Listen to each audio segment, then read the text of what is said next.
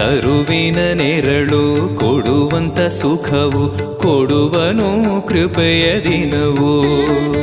ಸ್ಥಿರ ಇರುವ ಮನ ಎನಗಿರಲಿ ಶರಣಾಗತಿ ಎಂದು ಬರಲಿ.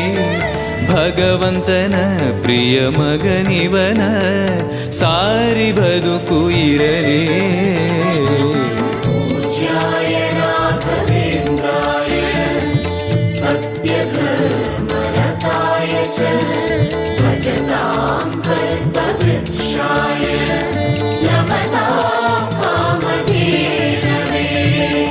ಆಲಯವೆಂದರೆ ಮಂತ್ರಾಲಯವೇ ಬೇರೆ ನಾ ಅರಿಯಲಾರೆ.